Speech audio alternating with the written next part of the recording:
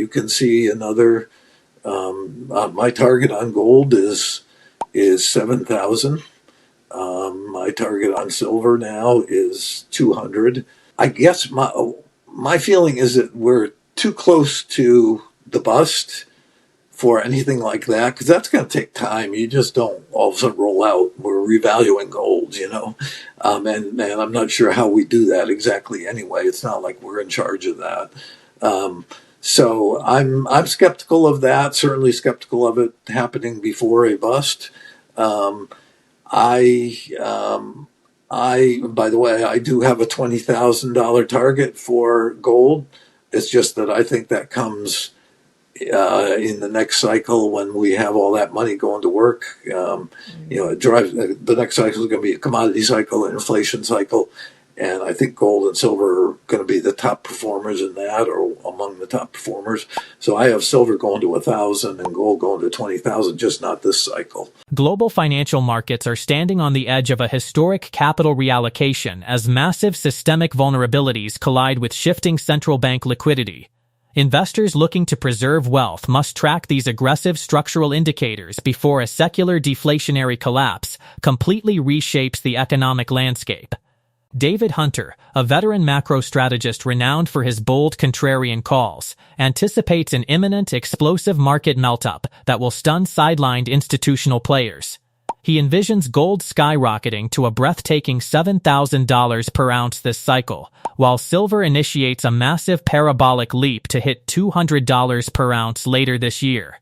This immediate precious metals forecast will catch the financial establishment completely off guard, rapidly transforming lingering skepticism into intense market speculation as capital floods into physical hard assets. Navigating this initial gold price target and silver market outlook requires a razor-sharp understanding of these volatile, underlying monetary trends before the systemic purge begins. Now, we present the clips from David Hunter's interview. Before we continue to discuss this, please hit the like button, subscribe to the channel, and ring the bell icon. Thank you, and enjoy the video. Just point out, before we go to gold, the IPO thing is a troubling sign because it's demanding a lot of capital that's got to come from somewhere. Yep. I mean, I have long argued that everybody would look and say, well, the Fed's, raising rates or money's not flowing right now. Where's the liquidity that's going to drive your bullish market forecast? And I said, the institutional investor has been skeptical from the bottom in 1982 all the way up. They first it was a bear market rally, then it went to new highs. I guess we got to jump on a little bit, but they kept their even now most of them their targets are right near where we are. A few have raised them towards 8,000, but so there's been a wall of worry. There's been a skepticism. That means there is liquidity that can fuel this, but it does become concerning when you have a SpaceX that demands as much capital as that did, and there's other AI companies obviously coming behind them. So at some point, it does. The pot of money isn't infinite, so that can be another issue as we move towards this top. But we're not there yet. I just think there's enough signs that this thing has some legs, and I think that's what's holding this market back is that kind of concern that people have enough things out there that they can be bearish on if they want to, and certainly that question about liquidity is one of them. So gold, I'm equally bullish on gold and silver. We had that great run from November to January in silver, and gold was a longer run than that. But silver got up to 122 from it had been in the 50 area when it broke out. That was a long-term breakout point. There's 48 or 50, and it just took off and basically went parabolic. More than doubling in probably 150% in 3 months. And so people are you had to correct what was speculative blow off. People were just through the roof in bullishness, and you had to correct that. I thought it'd correct in a few months, but it's taken 5.5 months now, And you've gotten a lot of that speculation out of there. Certainly a lot of people who jumped in the last inning of that run. They weren't there at 50. They weren't there at 75. They might have gotten there over 100.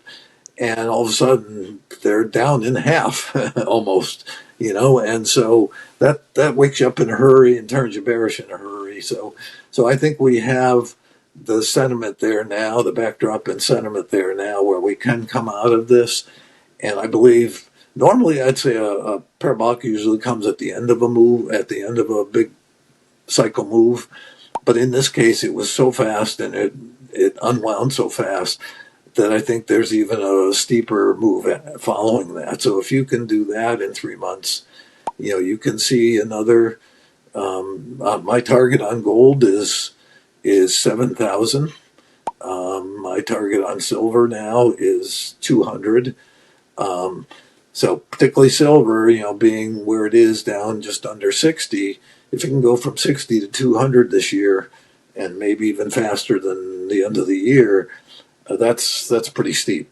And gold, obviously, if it can go from 4,000 to 7,000, would be an unbelievable move. So that's what I'm seeing, and that's what I expect.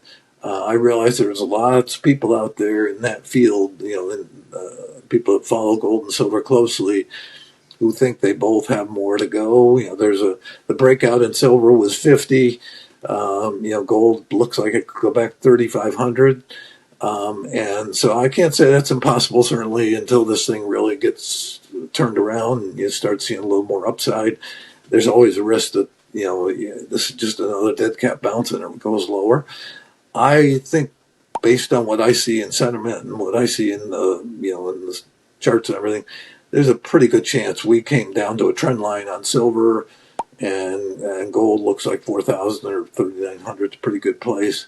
And ironically, and I didn't do it for this reason, but if my numbers, and my numbers may not be right, but if my numbers are right, 200 on silver to get back down to 50 would be about 75%, and it would be exactly 75%. That would be, kind of a normal in the, if I'm right about what equities are going to do and what we're heading for in terms of global bust. Silver is a very cyclical metal, and it will get hit almost as hard as equities. 75% would make sense to me. That would take you back to that 50 breakout point that all these technicians think is necessary to get going. So you could have it, but not have it now and have it later. Got down to 56 in this correction. Gold, from 7,000 to 3,500 is 50%. 50% retracement would be a very normal retracement in anything, but in gold, certainly that would make sense. So whether those numbers are right or not, I didn't get to my numbers that way, but the other day I just said, those are convenient, kind of places where it could correct from. So I think the possibility is that all those people waiting here for that last shoe to drop, as often the market doesn't accommodate, you take off from here and you get to those breakouts, those natural places where it should go down to in the bust rather than now. I guess my feeling is that we're too close to the bust for anything like that, because that's going to take time. You just don't all of a sudden roll out, we're revaluing gold, and I'm not sure how we do that exactly anyway. It's not like we're in charge of that. So I'm skeptical of that, certainly skeptical of it happening before a bust. I by the way, I do have a $20,000 target for gold. It's just that I think that comes in the next cycle when we have all that money going to work. It drives, the next cycle is going to be a commodity cycle, an inflation cycle. And I think gold and silver are going to be the top performers in that, or among the top performers. So I have silver going to 1,000 and gold going to 20,000, just not this cycle. Okay. So I'll top them, but just not now. It might be wealthy investors who are running to the safety of treasuries here, see a bargain, because I do think the bond market is bottoming. And it may be more a sign of how bearish they are about the stock market, which I keep arguing is that wall of worry that's going to keep it going here. So I don't know enough about it to know who the buyers are there, but It may not be the conspiracy everybody thinks it is. We are approaching a 3-year bottom in bonds. They fell, I think it was October of 2023. So we're that's the anniversary for the being along the bottom here. I think this is a major bottom from which we will see a major bull market in bonds and obviously a drop in a rollover in rates. So I'm thinking because the economy is slowing, and I was pretty alone out there saying I think the trend in inflation is still down.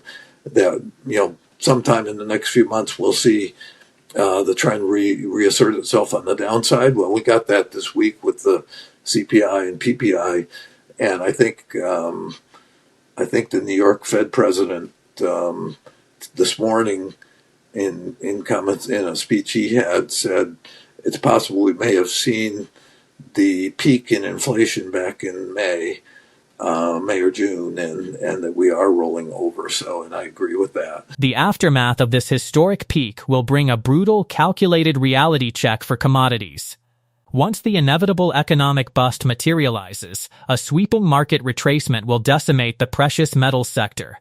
Current market projections show silver plunging by a staggering 75%, violently crashing back down to its critical $50 breakout level. Gold will not escape the deflationary carnage either, facing a steep 50% retracement to settle uncomfortably around the $3,500 mark as the broader financial system unwinds. This painful correction serves a vital structural purpose, completely flushing out late-stage speculators and thoroughly cleansing over-leveraged market sentiment across global trading desks. However, this devastating drop merely clears the path for a much larger macroeconomic evolution. The subsequent financial reset will officially usher in a secular inflation cycle investment strategy where hard assets dominate, paving the way for astronomical future valuations. Now, let's get back to the interview. Money will be coming in big. I'm talking about the Fed maybe going to 20 trillion in new money. They obviously did 5 trillion in 2020, 2021.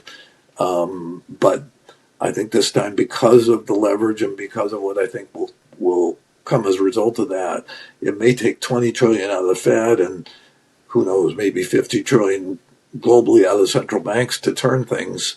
And that will, with a lag, Kevin Warsh is right, with a lag, you will see inflation, and inflation like we haven't seen in this country even back in the early 80s.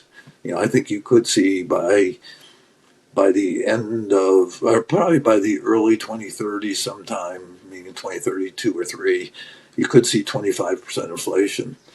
And obviously interest rates follow inflation. So, rates would be certainly high double digit. Mortgage rates would be in that place too. And there's just no way you can afford housing at those kind of rates. I think he's great. I think he's almost made for that job.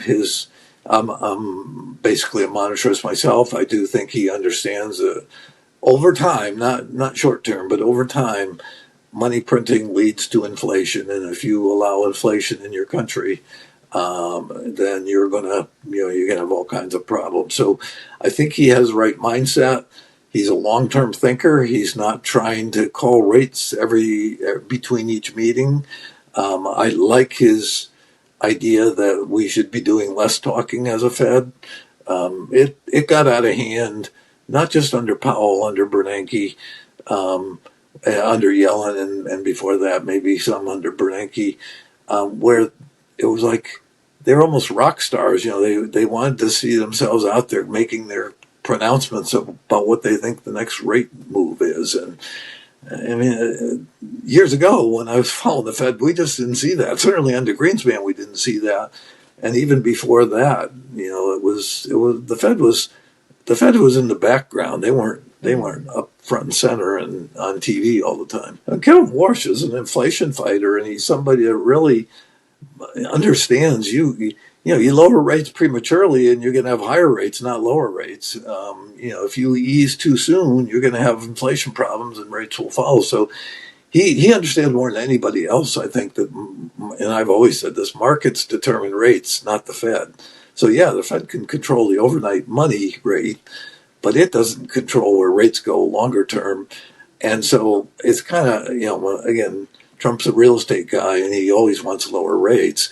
But the Fed's not in control of that. And we saw that, obviously, a couple of years ago when they cut rates in August, I think, or July or August, prior to the election. And, long rates went the other way. So I think Kevin Warsh is his own man.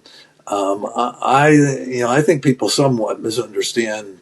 Trump was more upset, I think, with some other things that went on with Powell that made him feel like he's just another TDS guy, whether he's right or wrong. I defended Powell a lot through those years, even though I do think Trump has been under the gun from a lot of people. I did defend Powell in saying, basically, if you look at the Fed, how can you fault them? They've brought rates down and kept the economy going, or they brought inflation down and kept the economy going through most of his time. The Fed was more right in what they were doing. They were getting criticized for not fighting inflation enough or not easing enough, and yet in the end they had it kind of just right. Looking further out into the next decade reveals an even more extraordinary monetary paradigm shift. The post-bust recovery will ignite an intense commodity supercycle, fueled by historic central bank monetary expansion. Trillions in newly printed fiat currency will flood the global economy, with the Federal Reserve expected to pump up to $20 trillion into the system, complemented by an astonishing $50 trillion from global central banks. This massive liquidity injection will ultimately trigger hyperinflationary forces, unlike anything seen in modern economic history. By the early 2030s, global inflation rates are predicted to skyrocket to 25%, driving borrowing costs and mortgage rates into crippling double-digit thresholds, rendering traditional residential real estate entirely unaffordable. Amidst this sweeping currency devaluation, tangible commodities will serve as the ultimate global inflation hedge. Long-term gold price predictions point to a historic trajectory toward $20,000 per ounce, while the future silver value is projected to reach an incredible $1,000 per ounce. Concurrently, the bond market is quietly securing a major 3-year bottom, setting the stage for a powerful bond bull market as short-term yields finally roll over. Share your thoughts about this interview in the comments section below. If you found this video helpful, please hit the like button, subscribe to the channel, and ring the bell icon. Thanks for watching.